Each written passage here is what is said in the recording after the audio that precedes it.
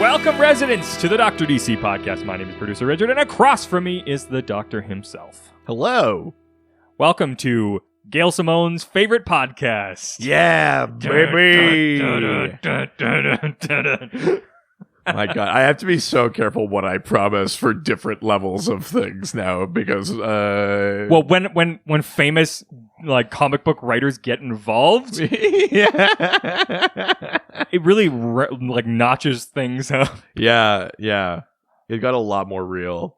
I also feel like if a famous comic book writer, like especially one who is Gail Simone, asks for something, I feel like we're obliged to just do it now. Yeah. I don't want to. I mean, you know what they say about don't mess with the bear. And that's why today I want to debut the first brightest day, blackest night. Blackest night. Blackest night. Maybe I shouldn't have. No. This was a mistake.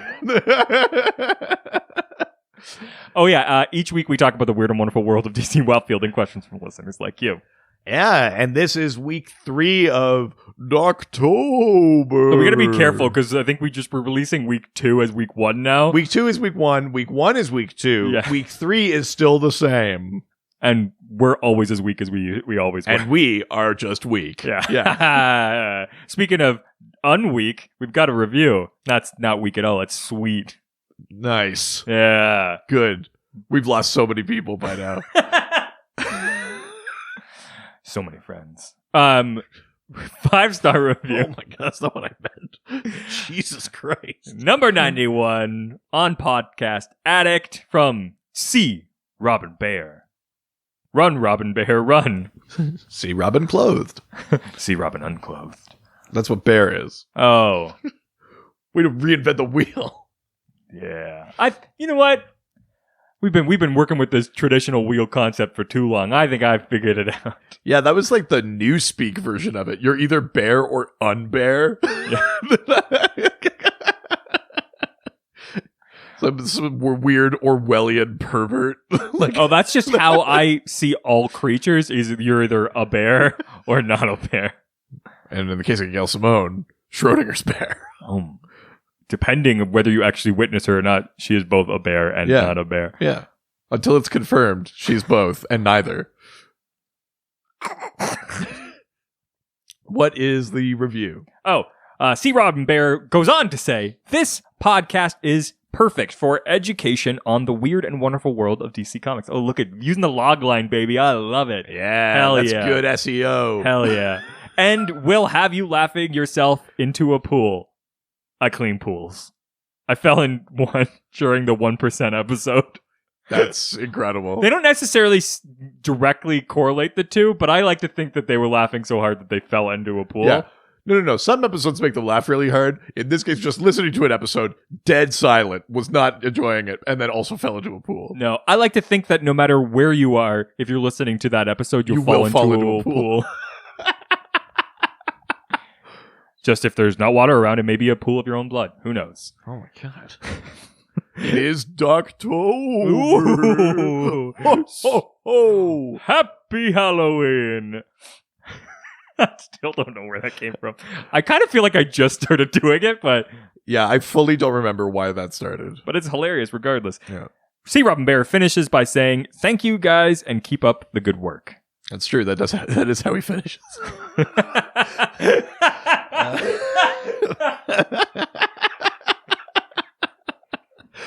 Thank you, C. Robin Bear. Thanks for the review. That's also what we say when we're done with C. Robin Bear. Yeah, thank you, C. Robin Bear. Thanks for the review. It's kind of like Uber, but for fucking. Oh, no. I think that was a premise for like a Black Mirror episode or something like that. Uber fucks? Basically, yeah. Oh, God. Where you can like order someone and then review them based on what their sex experience was. Oh, Jesus. I mean, that's not that far removed. No, from... that's Black Mirror. I mean, that's the whole concept. Yeah, fair enough. Yeah.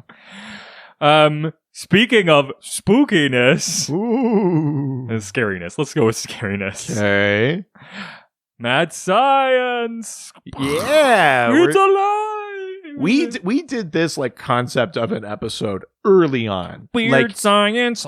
like episode 9. But since no one goes back that far, nor should they. Fingers crossed. Yeah. I thought it was time to dust her off. And it's like a fun thing to do for like a creepy month because it's all about these like insane people and their wild plots. Yeah, we're talking about mad science, mad scientists, their plots, their inventions, all those sorts of things. Wow. Well, we got a good amount of questions here, so why don't we jump in? Let's do it. Wow. Now. So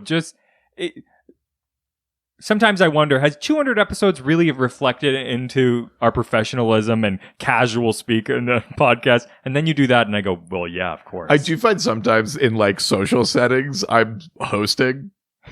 Like, not that people are over at my house, but that like everyone is talking. I go like, oh, I haven't heard from that person in a while. I go like, and what do you think? I'm like moderating. Well, it's great for me because part of my job is that I run workshops. And so I constantly get to use a lot of the skill set. But then it's also my whole life is hosting a podcast, so I can't turn it off. Yeah. So I'm constantly just like, hey, but I all got to make sure that I'm not doing the same jokes here that I would. Yeah. And you know what I think for this logo? You should put a cum man on it. That would be hilarious. Just see some like random business in town. Just be like, oh, weird that the radio station rebranded as Hot Snakes. Wonder why. And next, for the next hour, you got your favorite host, Come Man. I'm gonna come.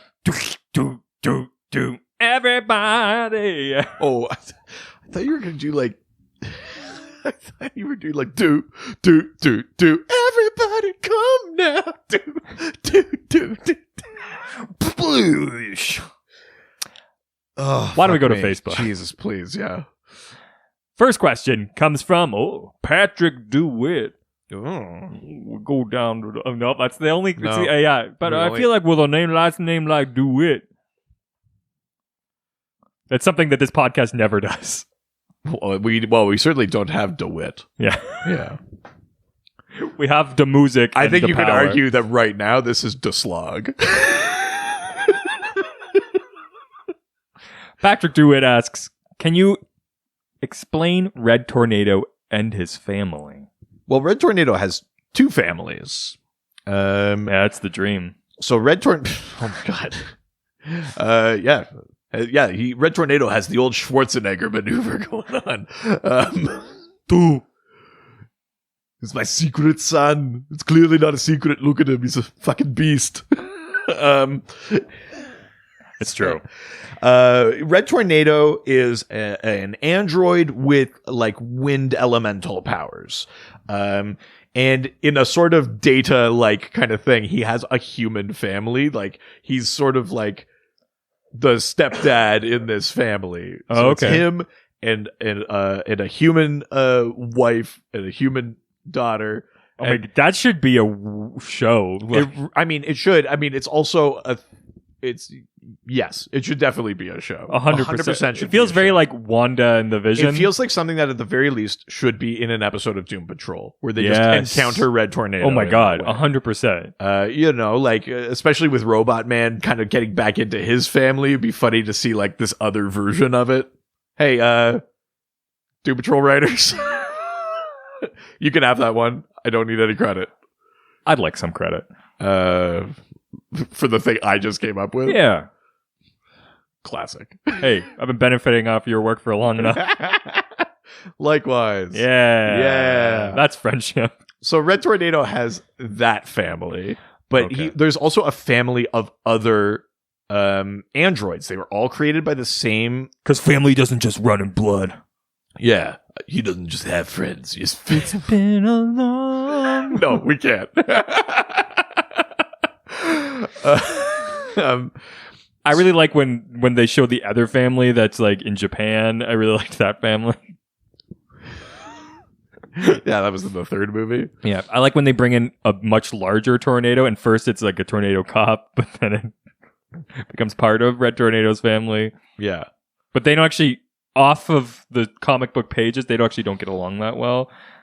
And either of them can be shown beating each other up. Yeah, it really kind of holds that movie back. Yeah, I would say so.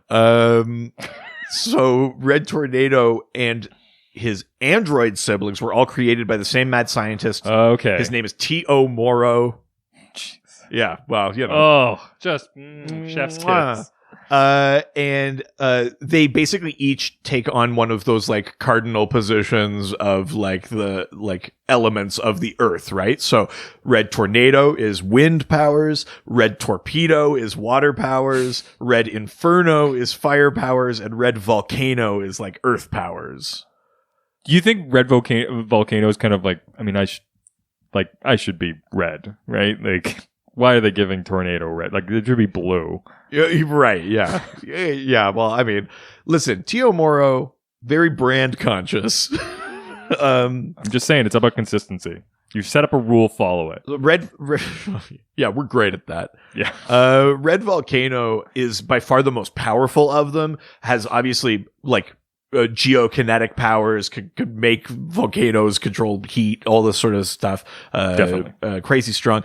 Red Torpedo is maybe the most. Red Tornado is probably the most robotic of all of them. The other ones do a better job of having a personality and stuff like that than Red Tornado does.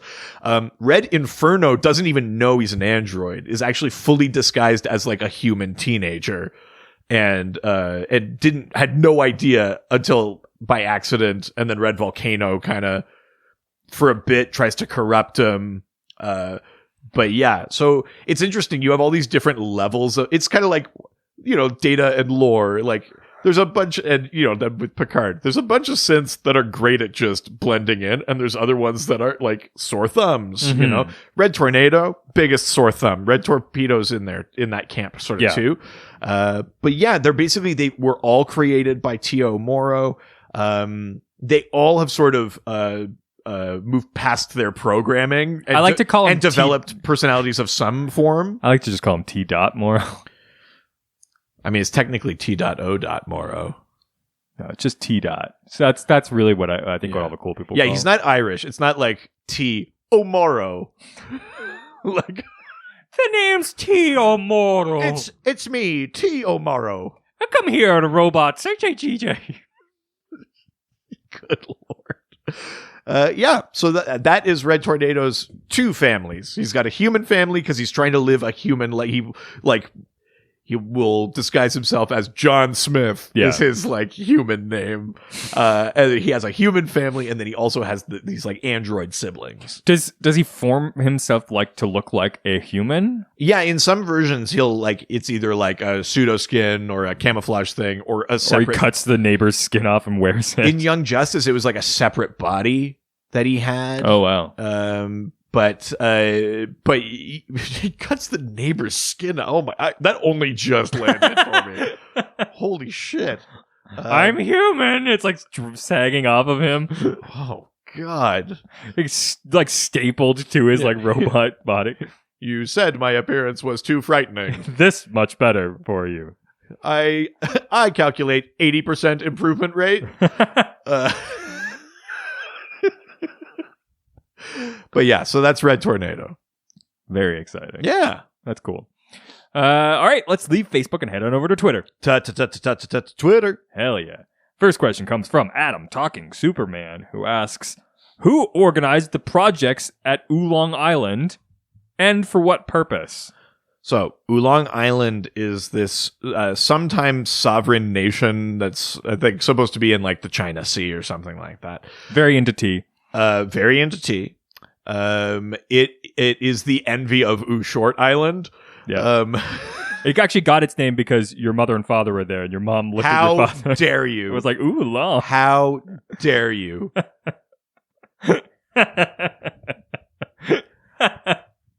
Oolong Island, this sort of sometime sovereign nation, becomes this sort of like forced home of like the world's mad scientists. There's a sort of plot that happens in the 52 series where the mad scientists of the world are sort of being kidnapped. Yeah. And they're all being brought to Oolong Island. That seems to be run by Chang Tzu, which is the more modern version of egg foo, Oh no. which was sort of without the racist sort of stuff. I mean, I'm sure it was slightly still racist, but It's was it written by white people? well, yeah, I was a bit. It's fine. Yeah, because that's never gotten us into trouble. He's a giant egg named Chang Tzu. Yeah. We But, fixed I mean, the problem. But they got rid of the writing it, switching the R's and L's and stuff like that. Well, that's that good. from the Golden Age stories. So at any rate, it looks like it's being run by Chang Tzu, but they're being funded by Intergang. And basically the plot is they're press ganging all these mad scientists into creating the most wild, insane weapons they can. So they can finally defeat Roybus Island. They're ancient rivals. Yeah. That just made me think. Do you remember that Disney short where there's the Jazz Island? Oh, and the classical yeah. island. Yes, I did. Made me think of that for a second. There. Nice. No, to take down the name sounds Come worse. on. The name sounds worse than Bring what it out. is. I'm sure it's got to be take great. down the Black Marvel family, which is Black Adam's extended family. So it includes Osiris and Isis and stuff like that. Oh, so we're taking down the Blacks and ISIS? Listen. Cool. No, it sounds great. That's This is before continuity shifted and her name changed to ISIL. But basically, it's this plot to go after Black Adam's super family. Yeah, and they do, and they die, and it kicks off World War III, which is Black Adam going on a global rampage, and the entire world having to step in to stop him. Yeah. So the projects are kind of organized partly by Intergang, partly by Chang Tzu. I think because it's Intergang, there's sort of an apocalyptian connection in there. Mm-hmm. But yeah, essentially that's sort of the trifecta that is working behind the scenes to make that happen. And so, they're abducting mad scientists like T.O. Morrow, like Professor Ivo, even Will Magnus of the who created the Metal Men, Dr. Savannah. All of these different people are being brought to this island to work on this thing. Dr. Time, I think, is there too, who we saw in Doom Patrol. Yeah. Wow. Yeah. That's crazy. And that's Oolong Island, though. It's sort of this weird, they're technically being kidnapped, but they're also hey, if you ever wanted to make this crazy death weapon, now you can. We'll give you all the resources. You can do whatever you want. So it's almost this mad science paradise. It's it's a funny sort of setup. I kind of like it. I think it's an interesting idea. This sort of it's we're in international waters. We can build whatever we want out here. Yeah. It's we can basically legally make weapons of mass destruction out here. Yeah, because that's all the only thing that's stopping people from doing that is just not. Yeah, mad scientists famously respect the rule of law. Yeah. Man's law. Yeah. Oh yeah, they flaunt nature's law. All right, want to move on? Yeah. Do you know how the Batman v Superman initially started? The first cut of the movie? No. How? Oh, it was a little bit like this. That's how they knew it was the dawn of justice. The Bray dawn of justice. Yeah, that's right. The next question comes from Braydon. I'm so angry at you.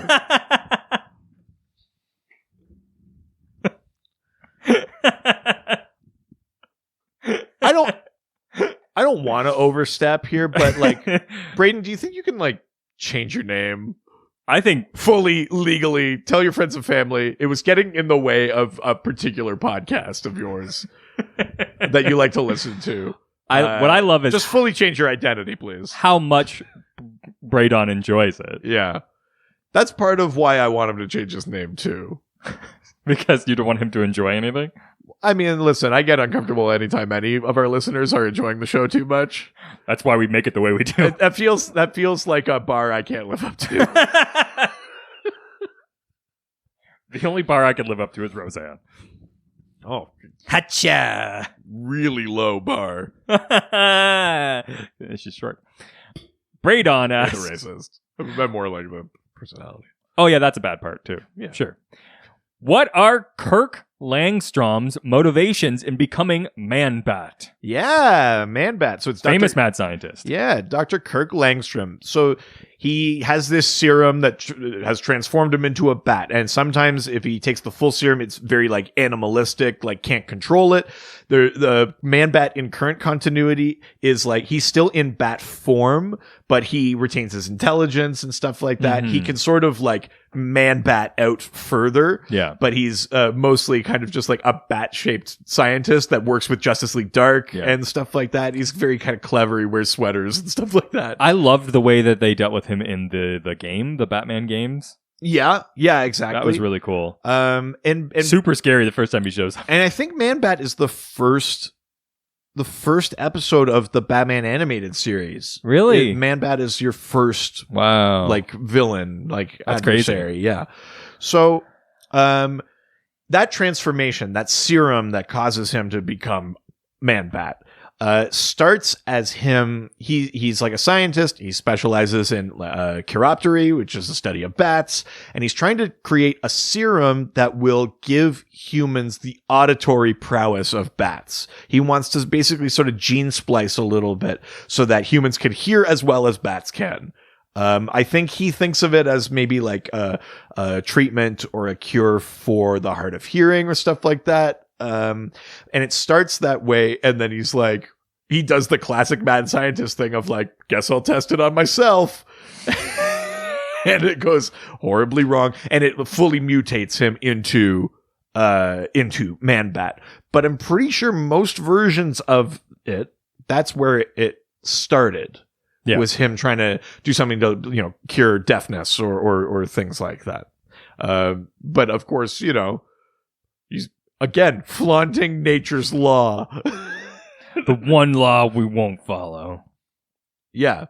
He did everything by the books. Like it was all USDA approved. Yeah. But USDA, FDA. Yeah. I don't know agencies. Letters. NA, Narcotics Anonymous. All of the rules. Yeah. All 12 steps. But yeah, so that's usually how it starts. Certainly in that Arkham game, they talk about that too. There have been versions where Francine Langstrom, his wife, also takes it.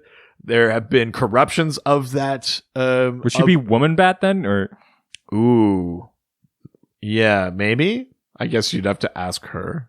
And then you were like, whoa, Man-Bat. And then she was like, oh, are you talking to me? And it was like, no, I just saw Man-Bat, but now there's two of you. And oh my God. Yeah. Interesting. I don't know that they ever gave her like a code name when that happened. Well, here's the thing too. Like, I wonder if like for the characters, like especially villains who are given names instead of giving themselves names. Right. Like, I wonder about the situations where the superheroes are like, Man-Bat, stop. And he's just like, I'm sorry. Who were you talking about? My name's Kirk. Kirk Bat. Yeah.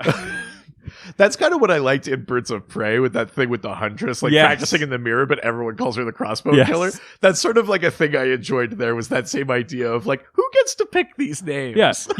But I also just love it's like, oh, I'm sorry. I didn't agree to this. I'm not responding to that name. Yeah, that's you say, funny. Kirk, please put the lady down. Maybe then I would answer.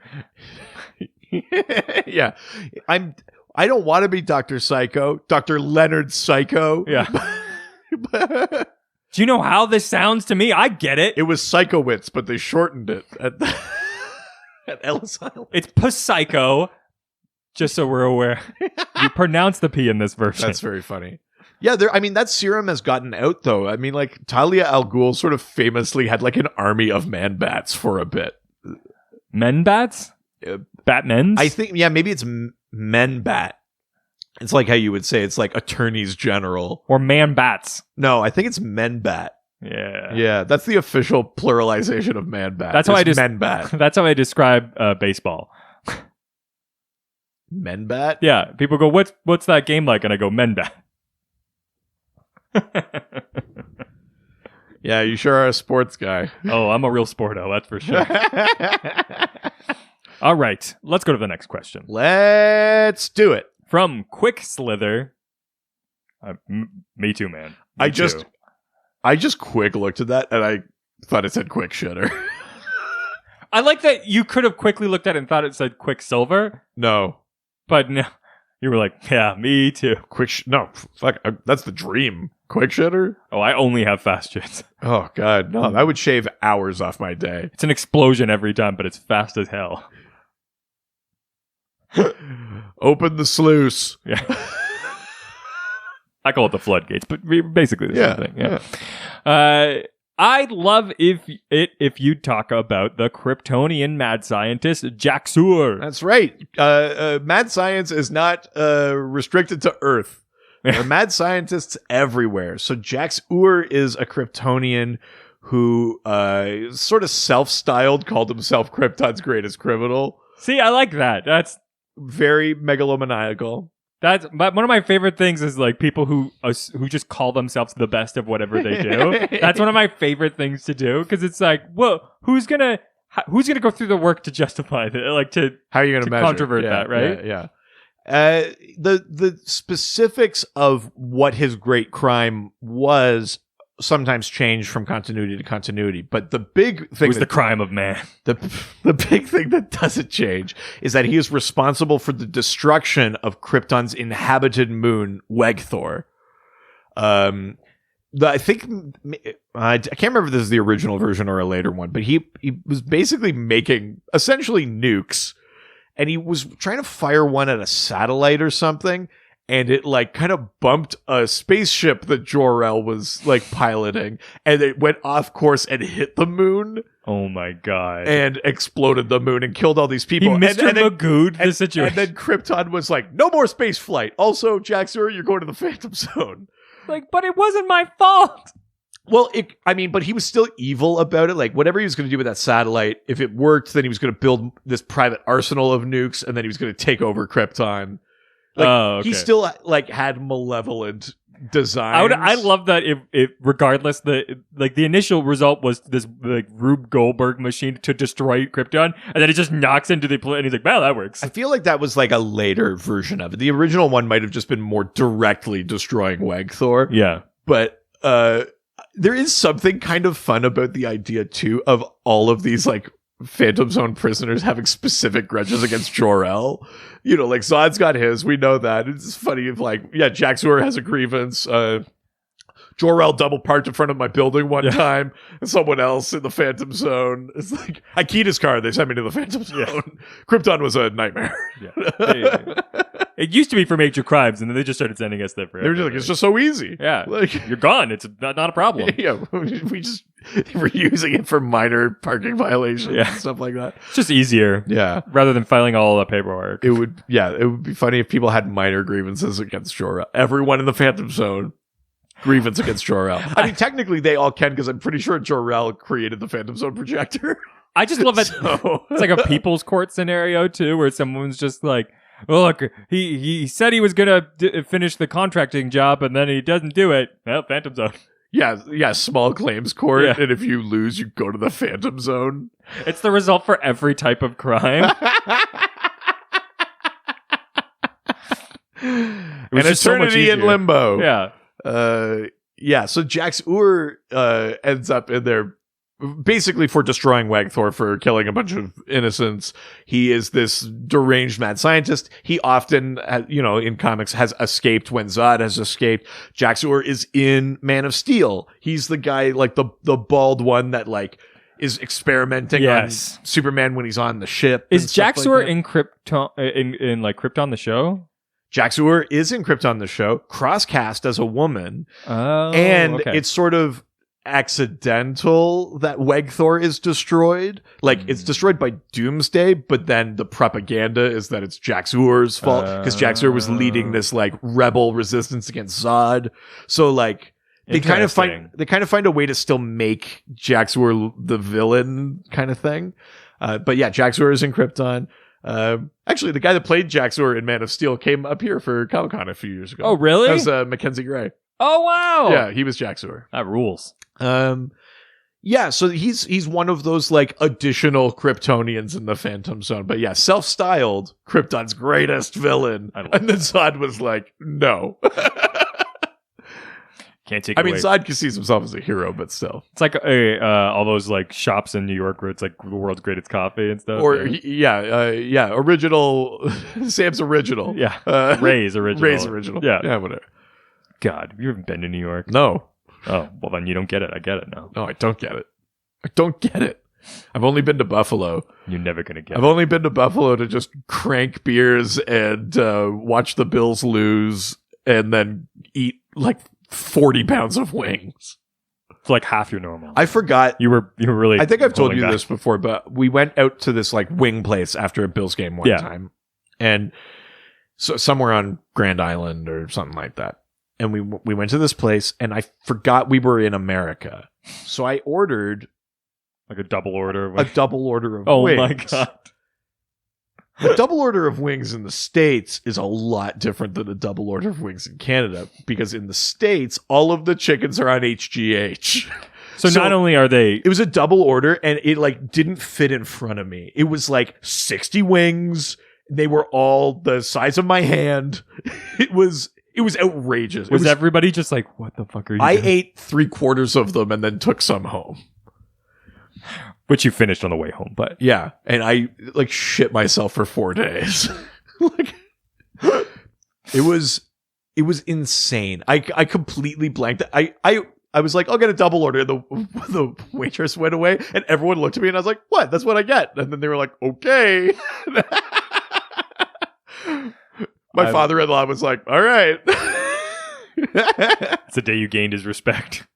I mean, maybe I probably went like, oh, and he's gonna eat a bunch. He's not just gonna tap out. Good. He's earned my respect. He's like, oh, he's eating more than that. Too much. Yeah. This is, oh no. Oh no. He's never gonna be able to take care of my daughter's He family. can't take care of himself. That's incredible. Yeah. I judge a man by how he takes care of his GI tract. Yeah. You're a disgrace. When I say get your shit together, I mean it. It's all loose in there. Yeah. Why did you get them all medium? You mean like cooked? No. Oh. Like buffalo sauce. That's America. I figured you can. No. Yeah, no, you shouldn't undercook chicken historically. Yeah. All right. Next question. Oh yeah, comics. That goes cray. Ain't it, Jay? What she order? Didn't make it on the ballot. I don't know a song that well. Well, he didn't. He didn't file his paperwork in time. He's trying to get that's on right. the ballot in Yeah. Wisconsin, and he fucked it up. That's too bad. No, fuck him. I mean, it's all bad at this point. I mean, that's fair. It's hard to parse out. Watching that fucking debate. I mean, I don't know why anyone would bother. That's Why, like, what is there to debate? Someone is objectively evil. Yeah. Someone is not. Fine, they're not your perfect candidate, but one person is evil. Yeah. The other one is not. problem Debate. solved. Yeah. Like, debate this, please. Like, what a fucking stupid thing to do. Hilarious. The Cray Ghost asks, what would be the most interesting Mad Scientist collaboration, and what do they do? Bonus points for not using bat or super villains. Ooh, okay. Let's see. Fun mad scientist thing. You could take oh no, he is a Batman one. Damn it. He was just like a 4th tier one, so I thought I was being clever. But no, that's a Bat one. Okay, I'm going to avoid Batman ones. You could take Dr. I think his name is Mark Everson. He is a guy that develops this suit and this sort of magnetism thing. He becomes Dr. Polaris, but it like basically like fractures his personality. He becomes like it basically like it sort of two-faces him so that he be like the bad part is Dr. Polaris and has these like magnetism powers. He's a Green Lantern villain. And how about I choose the second one? Sure. Gorilla Grodd. I think Gorilla Grodd can count as a little bit of a mad scientist. 100%, I think. Yeah. So then what is the thing that they would team up on? We have someone whose field of study is like magnetism, things like that. and then someone whose field of study is brain eating and Gorilla City conquering. I mean, there could be something about building a community or like building a wall.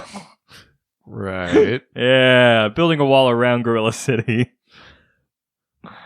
Yeah. And the humans will pay for That's it. right. Well, what does each of them want? Yeah, I mean, Grodd typically wants conquest. Yeah. Or at least to have a place of his own.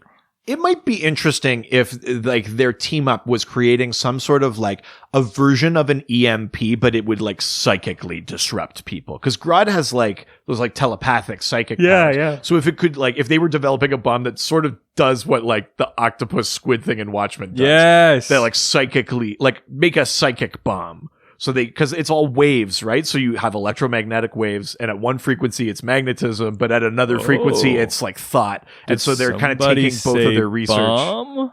Oh no. It's counterterrorism. I'm so ashamed of that. I get to use it again. Oh God. Boom, boom, boom. Yeah, I think counterterrorism is like the secret funder of this experiment. But yeah, it'd be something. I think that would make sense. You'd have they're both working in this field of like waves of energy, and so they're taking his magnetism research and applying it to Grodd's telepathy, and they're making like a psychic bomb that will like, I don't know, maybe it like erases people's. It would erase heroes' memories of being heroes, so that they're just out of the way or something like that. Or one Marky Mark could have solved this. God, I always forget that he said that. Yeah. Count terrorism. Christ almighty. Yeah, and whatever you said about Grey Ghost's question. Sure. Yeah. Somehow I actually think that worked out. I initially thought that pairing, I couldn't talk a way out of that. This is what we do. This is all we do. Yeah. Talk our way out of situations. All right, let's leave Twitter and head on over to Instagram. Now we're going to Instagram, take some questions and answer them. First question comes from the same thing I call my cum, Cursed Blob. You've definitely said that one before. Yeah. That's true. Right. Take my cursed blob. That's so vile. That's so bad. Mm-hmm. Yeah, no, I recently had to get a bunch of semen analysis done, and they just said, it just says cursed blob on here. We had to lock it away in the vault where no one would see it. It started like telepathically whispering our names to us. I love it. Cursed Blob asks, who's your top 5 most evil and ingenious schemes? And top 5 craziest. I mean, I don't know that there's a difference between, when we're talking about mad science, I don't know that there's a difference between like most evil and ingenious and craziest. Or you could do, fine. I also am not sure that I can think of 5 specific schemes, but I'll certainly. Oh, well, that's fair. Yeah, I'll certainly try. Sure, let's hear it. Let's think of various mad sciencey things. I mean, just because we just talked about it, Jax Urs is kind of weird. He's gonna make a bunch of nukes. Yeah, is Krypton? This is a society capable of space flight. That's like. And his plan is like, it just seems so like low tech. I'm going to make a bunch of nukes and hold the planet hostage. It's like, yeah, there's no way that Krypton, that Jor-El couldn't have thought of a way to deal with that. that seems so low tech. So maybe that constitutes as a crazy / not that ingenious scheme. Fair. I would say, okay, here's a scheme that goes horribly awry, and I'm not totally sure that even I really understand what the point of it was. Krona, he's the renegade guardian. He's the Malthusian that defies the natural law and creates a machine that allows him to look at the moment of creation. And when he does that, it not only fractures creation and creates a multiverse, it also wakes up the Anti-Monitor. and like kicks off the crisis. And all like for what? Just so he could like see it. I think his ultimate plan was to use that moment to tamper with it to make a universe to his liking, that sort of thing. Yeah. I mean, as far as a mad science scheme goes, tampering with all of creation is way up there. I would say That's a pretty big one. It seems like an issue.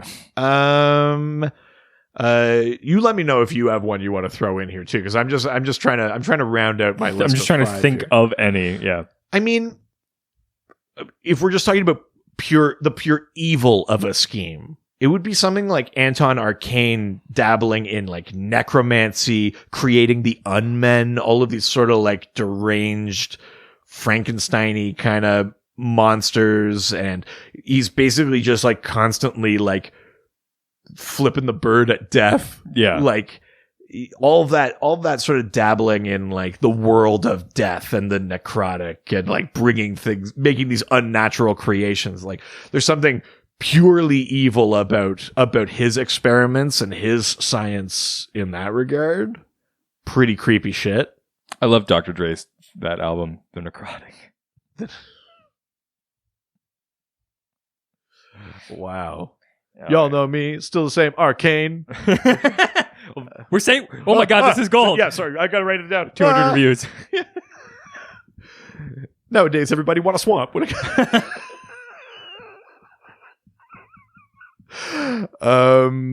Yeah, so that's where am I? What am I at? 3? I'm at 3 there. So, yeah. Most evil and ingenious schemes. I mean, it's never worked, but the idea of what Tio Moro was trying to do with Red Tornado, which is basically put an android mole inside a superhero team and then activate it and have it take them all down. So it like records them, it learns their weaknesses, all that kind of thing. But he's such a great scientist, and even he has said this, that Red Tornado is able to override his programming. So he's both like, my scheme didn't work, and also like, but I'm so fucking smart. Mm-hmm. Like I created a thing that would not do what I told it to. So there's something, I mean, that's not 100% a bad scheme. And maybe my 5th one on a similar token is Professor Ivo creates a Mazo, an android that can absorb and replicate the powers of any superhero. Yeah. That is crazy shit. Yeah. That is fully insane, wild robotics. The Tio Moro thing. Tio Moro and Professor Ivo team up with the same sort of plot to like put an android mole on a super team. And that's the Tomorrow Woman. And then she also overrides her programming and decides to be a hero. And I learn after the first time, but Ivo is like, I built like the perfect android body for this, and then Moro's like, but I built the brain, and I'm smarter than you, and I'm kind of glad it didn't work because it proves that I'm better than you, which is very funny to me. Yes. So yeah, I think my sort of top 2 are like the Red Tornado scheme. Even though it didn't work, it's a relatively smart plan, and Professor Ivo, like that Amazo android, like that's truly crazy shit, because like at the point where it's absorbing all of those powers and replicating them and stuff like that, he made like lesser versions where they could only do one power, but the actual Amazo is super formidable. Like it's kind of crazy that anyone could build it. Well, yeah, something that could do that. It seems like that's in theory more powerful than any other character. Yes. The only thing that holds it back is maybe that he is not as good at making like the cybernetic brain the way Tio Moro is, so that's the one sort of advantage the League can have when they go up against a Mazo, is that it will never just quite think like them. Yes, exactly. It's still a robot. Yeah. That's fair. Yeah. I think let's call that my top 5. Sure. Yeah. All right. Well, then let's leave Instagram and head on over to email. Check the email. It's been a while. You almost forgot what to do, didn't you?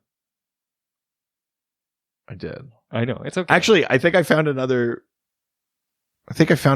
question too that I didn't put in before for Instagram. Oh, from Robbie's just this guy. You're more than that to us. No, I mean, I have a theory who you are. Yeah, producer Richard has a theory. I think you're Gail Simone. And then the additional layer to that theory is that you may also be a bear. Yes. Robbie's just a bear. Robbie's just this bear Simone. Yeah. Oh my God. If you rearrange the letters and Robbie's just this guy. It says Gail Simone the bear. Yeah. Incredible. Robbie, just this guy, asks, which mad scientist has the best death ray? Also, what that ray do? You know what? The death ray thing, the trope from like early science fiction, is weirdly not that big in comics. Yeah. I mean, it probably was. There's like maybe little handheld, like Luthor always makes a kryptonite laser, or you know, like there's like shit like that. But it's very seldom like I have a giant like Tesla coil that I'm aiming at the Ukraine or like something like that. The best, the only one I could think of that actually even uses the word death ray was. This may have also been during 52 or during Infinite Crisis, is the Amazons modify the technology of their purple ray, which is like a healing device. And that's not what made Superman turn. No, that's the pink kryptonite thing. Okay. The purple ray is like this Amazonian healing device. And they sort of alter it to create this thing called the purple death ray that they use to fight off the Omax. So that would be, you know, in the lead up to Infinite Crisis, I guess. That is, I think, the only one I could think of where they actually like used the word death ray. Yeah. Yeah. I mean, there's like gravity guns or like, there's always something that technically you could call like a ray or whatever. But that idea of like, I'm pointing it at the moon. Like that sort of classic sci-fi thing. I think it's even in like those original like Fleischer Superman cartoons. There's like a death ray kind of beam or whatever. That is weirdly not as prevalent as you would think it is. I think with the existence of nuclear weaponry, the death ray just kind of doesn't have the same oomph. Yeah, and it's also, it's just, yeah, I think it's like, it's about that delivery mode too, because there's lots of things that like, I guess you could have done it as a ray, but instead they do it as like, it's a bullet or it's a rocket or, you know, like in All-Star Superman, you know, like, you know, messing with the sun and stuff like that. Like that, I guess it could have been a ray, but it wasn't. Yeah. You know? Yeah, you know, Batman having like access to red sun radiation or stuff like that. Do you call that a ray? It's not like a. Yeah, I don't think that is. Is his eye beams rays? I mean, I guess technically, but that's not mad science. Like I made goggles that do this thing or something. The goggles they do nothing. Yeah, but weirdly, death rays aren't a big thing. The closest I could think of was that purple death ray that the Amazonians sort of fashion begrudgingly. They sort of don't like how they've perverted their own technology. They're also just like, ugh, death ray? That's the best you can do. Yeah.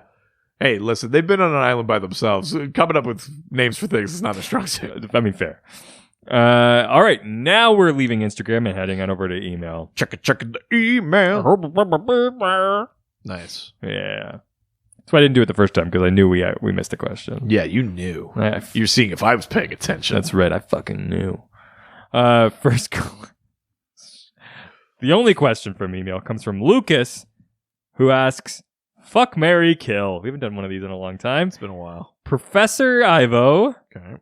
Will Magnus. Okay. T.O. Morrow. Right. Either the scientist or their creations. Okay, so let's just talk a little bit about the scientists and their creations so that we can decide properly. Yeah. So Professor Ivo, like I said, famous for creating Amazo, the android that could absorb the powers of the Justice League. He also, I'm not sure if it's still true in the most modern version, but he had a thing where it was like, he was trying to find immortality. That was sort of why he created Amazo, because he was hoping that something about this like power absorption thing, it would help him unlock immortality. And he finally develops or finds an immortality serum, and he takes it. Yeah. And it slowly starts like covering him in these like hard scales and that. And you learn at a certain point that it's turning him into a living statue. Like he would technically live forever, but he can't move. That's terrible. Yeah, it's like a really horrifying like ALS kind of sort of thing going on.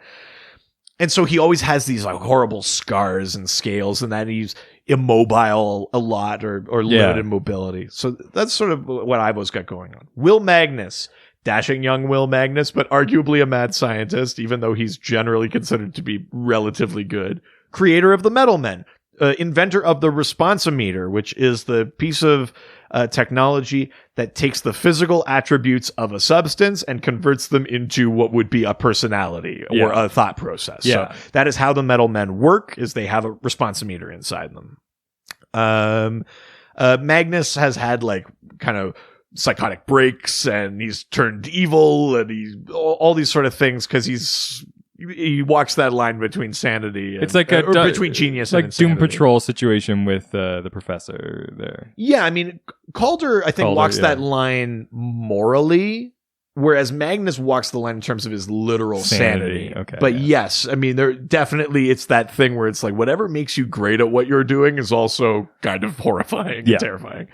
So that's Will Magnus. Okay. And then Tio Moro, Omaro. Tio Moro, creator of Red Tornado and the other red androids, teamed up with Professor Ivo to make the Tomorrow Woman. More of, I would say, a genius in the field of like android brains, although he does build the full android. That seems to be what the comics have distinguished as his specialty as opposed to Ivo's.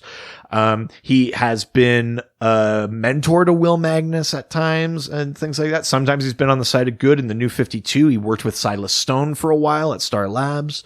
He kind of goes either way, depending. But mostly famous for creating the red androids. So, fuck, marry, kill for the scientists. Yeah. Fuck, marry, kill for their creations. Okay, I'll do the scientists first. All right. Kill Tio Moro. Okay. Bad naming conventions, no consistency. Wow. I don't like it. You're dead. Wow. Yeah. Okay. Marry Will Magnus. Okay. Handsome devil, mostly good. Got a series of like well-branded robots who will do my biddings potentially. There's definitely a fuckbot in there. Right. Okay. For sure. Interesting. And then fuck Professor Ivo because he's always hard. Jesus Christ. God damn it. Fuck you. Son of a bitch. I mean, that's pretty funny. Damn it. Yeah, that was pretty good. He's always ready to get going, yep. All right. And their creations? So their creations, I would say that I would fuck Will Magnus's creations. Okay. So many different things that they could be involved with there. There's definitely one that's like definitely a fuckbot. Right. So I want to get involved with that. That's great. Sure. That's a great one. I would marry Amazo.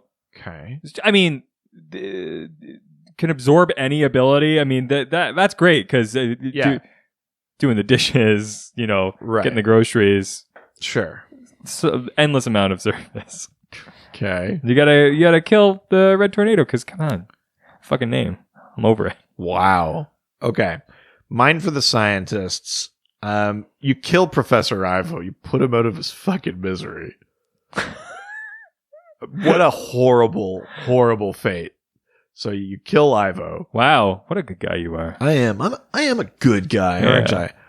I think you fuck Will Magnus because he's young and attractive, but also like we've seen how he treats Platinum. I don't think I want to be in a relationship with him. Fair. He's a kind of like distant, abusive, like sort of like 50s where are my slippers kind of guy. Wait, so that's not a good relationship? Uh-oh. We need to stop doing this podcast. You'll stop when I tell you to stop. Yes, sir. And I think he loves me. I think I would marry Tio Moro because he, I don't think he would have any sort of anything malevolent against me. I think he more just like I want him to be proud of his work. I want to help him with that. He seems to be happier when his work proves how like smart he is as opposed to actually being evil. Fair. Like I think, yeah. There's only one person in that relationship that could be like that. Yeah. For their creations, I guess I think you fuck the metal men. Oh hell yeah! They could shapeshift. They can. I mean, we know it would rock. What? It was metal. Yeah, so it would metal. Oh, I see. Right. Yeah, Gotcha. make music. Plus, yeah, like Gold is in there. He's pretty good. Yeah, platinum. Mercury's a liquid, so always wet, lubing it up. So yeah, I think you fuck using its body to fuck its body. Yeah, yeah. Or using its body to fuck someone. I guess another body. The only one you shouldn't fuck is lead. But what a pipe. Yeah, lead could just go lay some pipe. Yeah. Yeah, so you fuck the metal man. Yeah. Lead gets to fuck you. Oh, God. I think you marry Red Tornado because he has proven that he can have a family and he wants to learn how to be human and stuff like that. Fair. In that sort of data way. And then you kill Amazo because I don't need someone that just constantly needs more from other people, right? Amazo's whole thing is that he needs to absorb from other people. So as soon as he was done with me, he got what he wanted out of me, he'd be moving along. And so you get that out of there. Kill Amazo, marry Red Tornado, fuck the metal men. Wow. All right. We did it. We've spent more time on that one than any other other questions. Yeah. Well, yeah. I mean, it deserved it. That's our sweet spot. Yeah. We should just rebrand the podcast as the Fuck, Marry, Kill DC podcast. Fuck, Marry podcast.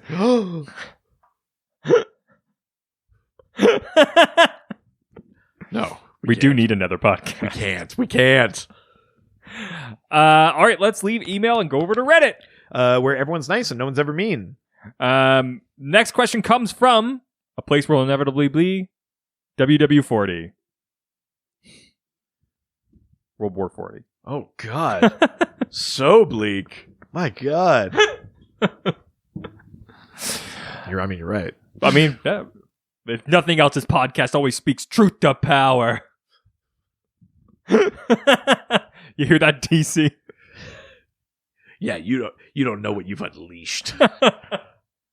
Yeah, because they have any involvement on this. Yeah. By the way, we are official. Yeah, we are an official DC. We are sanctioned. Gail Simone made it so. That's the way it goes. God, I wish. WW40 asks, Shang Tzu was so great in 52. I want to read more of him, and I'm always down for more Wonder Woman stories. So what's good? Listen, I agree. Shang Tzu is actually like a cool, fully realized character in 52. They make him part of the Great 10, which is China's superhero team, which includes characters like Most Proficient Doctor and August General in Iron and some other characters like that. And he's got a cool design. He kind of still looks egg-ish, but he has this sort of cracked face. He's got like a MODOK, sort of like tiny arms, spider body kind of thing going on. It's Shang Tzu in that series is a fully realized character. The trouble is that like what he's based on, Egg Fu, is like not. Like they literally named the character after Egg Fu Young, like the meal. He, like we said, used to say things like they would switch the R's and the L's, so it would be written where it would say like Americans would be Solly. Sorry, could you? No, I'm deliberately not. I'm going as far as I can. From I just feel like I can't really get what you're trying to say. Okay, fine, it sounded like, and that's why we can't have nice things. Jesus Christ, you make me sick. That wasn't even verbatim from the comic. I just made that up. No. I said that locked and loaded. I mean, I have said that today, but all of those like Egg Fu things. He had like the prehensile Fu Manchu mustache. It's the most racist possible character. And guess who created/co-created it?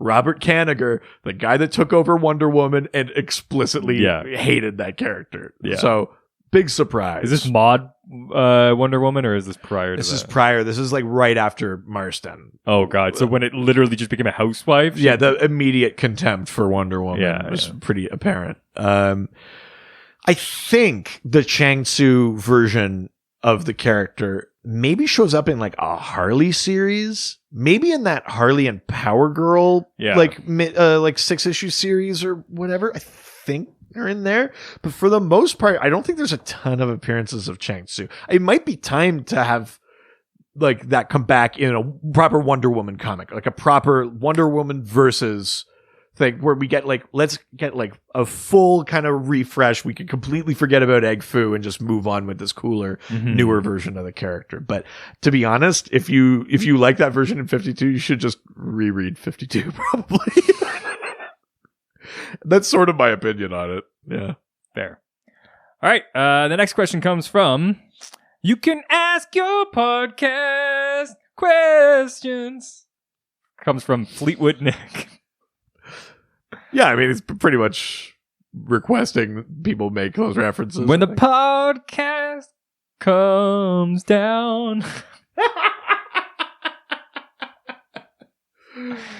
You don't podcast now, and you'll never podcast again.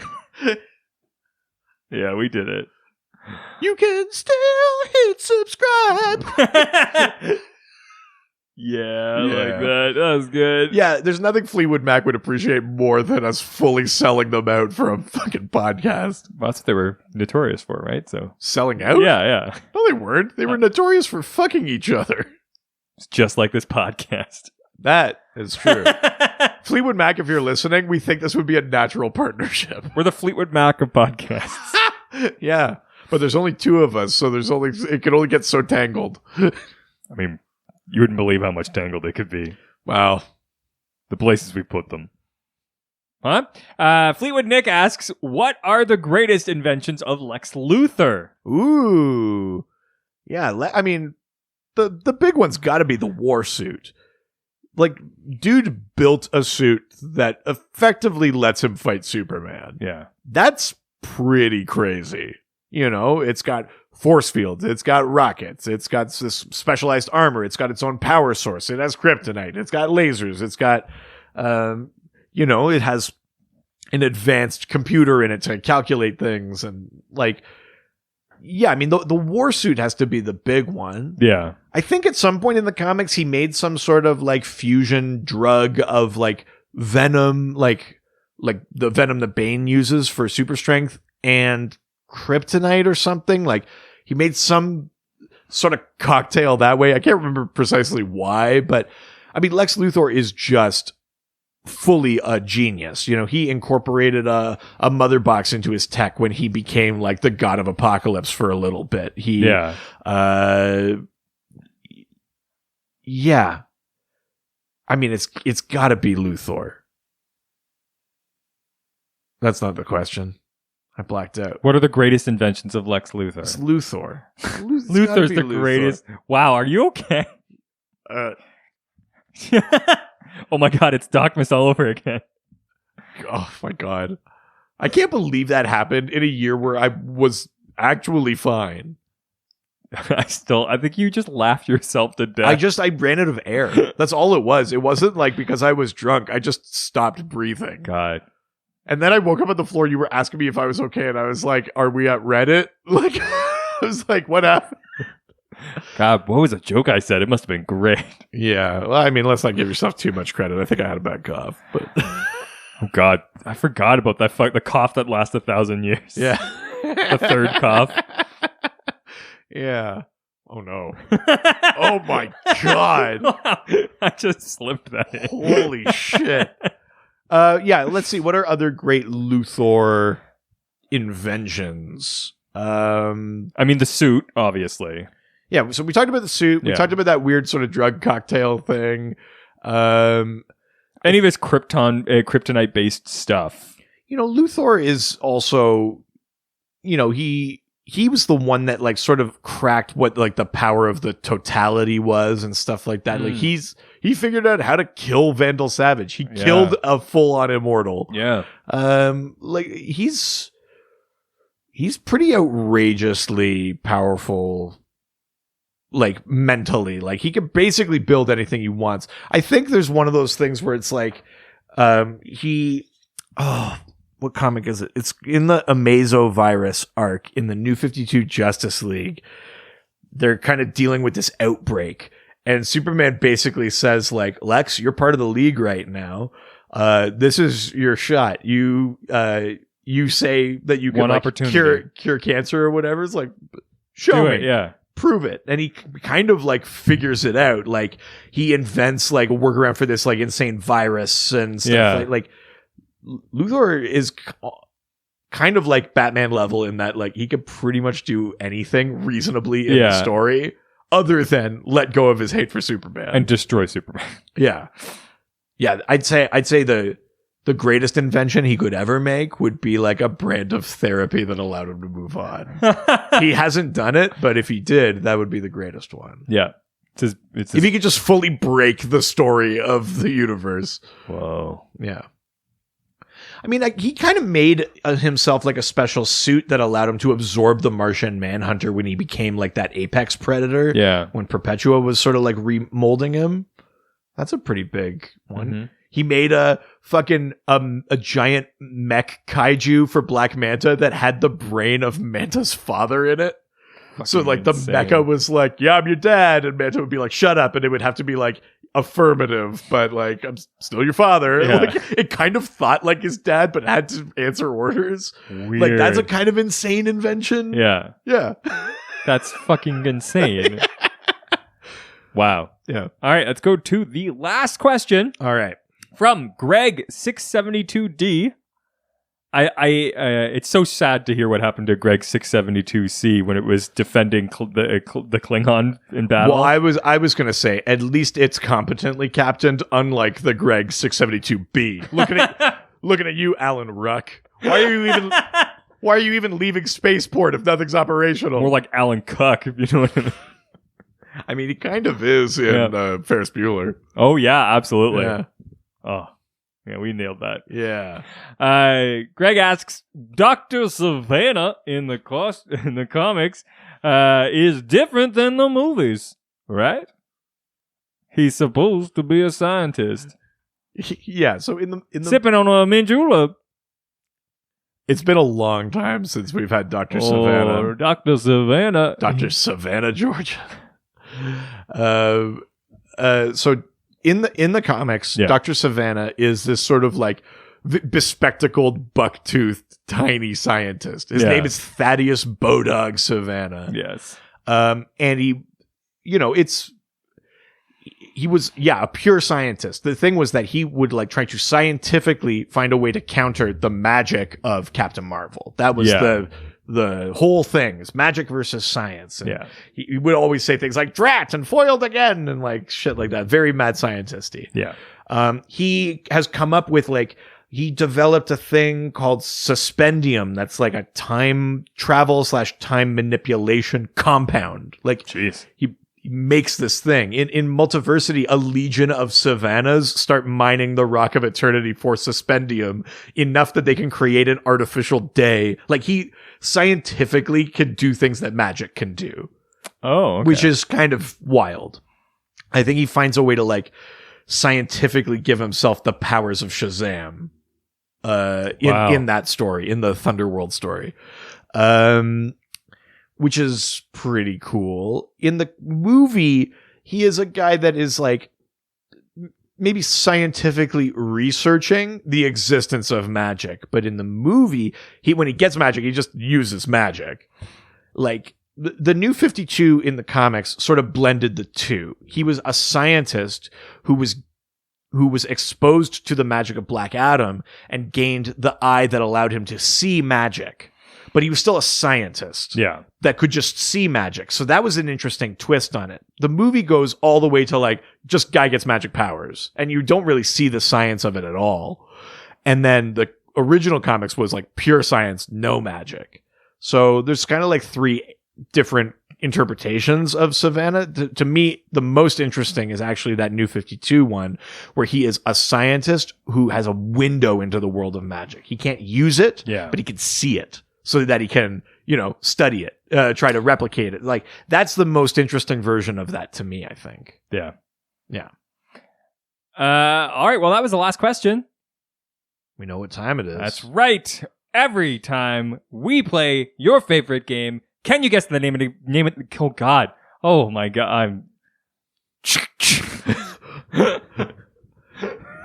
I thought you were doing like the that's all, folks. That'd have been great, but no, I'm just a fucking stuttering Jew. That's all. I mean, you don't have to phrase it like that. No, I do. I'm supposed to. That's right. It's in the contract. That's right.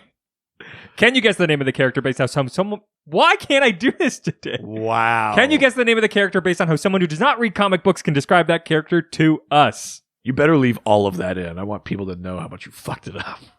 Sure. Yeah. No, I don't want to tarnish the name I've already given for myself as being, polished and problem-free. Yeah. Keep the consistency. That's what it's all about for me, baby. Nice. So if you don't know this game, I send a photo of a DC character to my wife. She sends back 4 clues. She does not read comic books, nor does she care about them. And the doctor tries to decipher who it is. Yeah. I was recently handed a devastating loss. By the time you're listening to this, it was 2 weeks ago, I think. But it feels like yesterday. It feels like yesterday.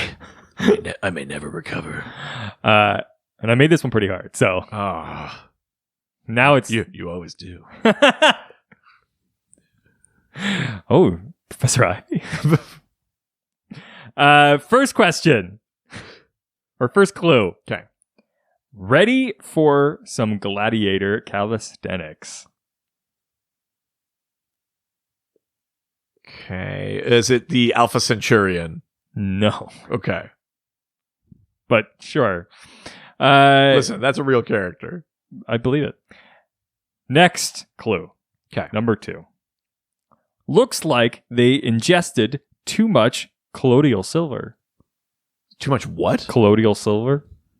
Okay. It's a very specific clue that, okay. Does something specific to your skin tone. Which I, of course, don't know. Wow. This is a very, your wife kind of clue. Oh, 100%, yeah. Okay. Something gladiator calisthenics. So I'm thinking, it's that, leather kind of skirt thing. You can see the gams is sort of what I'm thinking there. Sort of how I'm feeling about it. And then we got an odd skin tone. I'm assuming if it affects your maybe it makes it a little more orange or something, maybe? No. Yellow. Nope. Brown. I'm not gray. It makes it more brown. I don't know. Gray? No. Silver. Well, kind of gray. Kind of gray? Yeah, I'll give you that. Kind of gray. Is it Grail? No. Okay. And then number 3? Yeah, let's do it. Number 3. Holds a key to their own body and mine if they want. If you know what I mean. Oh, is this the Master Jailer? It is! Yeah! Woo! Yeah, baby! Very nice. Final clue is sexy cosplay as a jail cell. Yeah, fair enough. Yeah. Nice. Master Jailer, Superman villain. Yeah, colloidal silver makes your skin like a bluish gray. Oh, okay.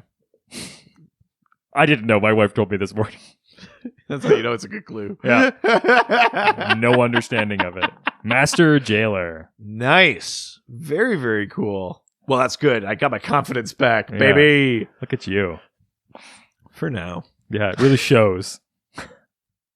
We would love to know if you were able to get it before the doctor. Seems likely. Also, did you guess this thing before I did? Oh, yeah. I mean, I'm sure you got there before the doctor. What are you talking about? I always get there first. Or maybe you want to send us a question for next week's episode. Yeah, I mean, by the time you're listening to this, we've probably already solicited the questions because we're trying to do a bunch of advanced recordings right now. Yes. But next week's episode, as chosen by our Golden Age Patreon subscribers, we're talking about Underworld, which is the segment of the Sphere of the Gods that contains Lycanthrope, the Phantom Zone, Hades, all these sort of like Tartarus, all these sort of like versions of hell that are not specifically hell. That is what we're covering as the final episode of Doctober. Ho, ho, ho. Happy Halloween. I feel chained to this podcast sometimes. I mean, you don't have to be. No, I have to. Some could say you're the master jailer. Well, yeah, I mean, this is the condition for me doing Ghost Facers. You want that to keep going, this one keeps going. You want Ghost Facers probably even more than I do. Shut the fuck up. All you have to do is reach out to us on our various social media platforms, such as our Facebook, Dr. DC Podcast, Twitter, at Dr. DC, Instagram, Dr. DC Podcast, email, drdcpodcast@gmail.com. jump on our subreddit, r/Dr_DC. The doc phone is always open. 208-917-3238. That's 208-917-DCEU. If you're nasty. Nasty. Or go to our website. Oh, drdcpodcast.com or .ca. The doctor's up late waiting for you. Hot doctors waiting for you to ask a question. Like you heard in the beginning of this episode, we always love those reviews.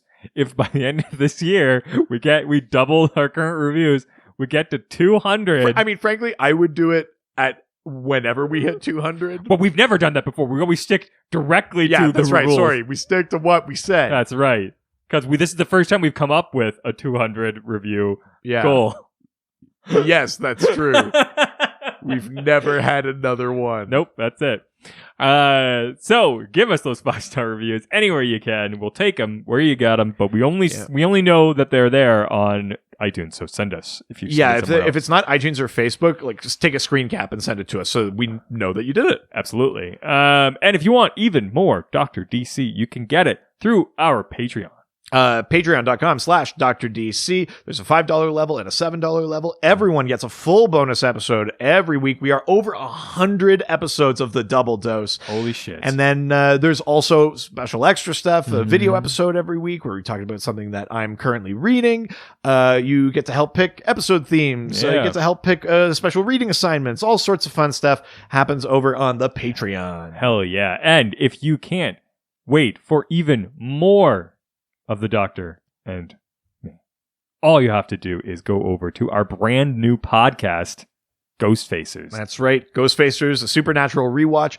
We are going through each episode of Supernatural. We talk about the behind the scenes stuff in the show, real world monster lore. We talk about the actual episode itself. We review it. It's a ton of fun. So go check that out and check out the other like fun stuff on Brain Freeze. Oh, that's right. Brain freeze. Oh, my fucking brain. I think that should be the new tag. Oh, yeah. Oh, my fucking brain. Oh, you guys. No, fuck my brain. It's like 3 minutes long. I think it's gone. Oh, no, that's another wave. Oh, but I'm so thirsty. Oh, no, more fucking brain freeze. It's just so long, really hard to listen to. Ow, ow, owie, owie, owie, owie, owie. Oh, my God. Ciao. Adios. Ciao. They always fight for what is right. Live with danger and adventure. They are men of might. This was a Brain Freeze podcast.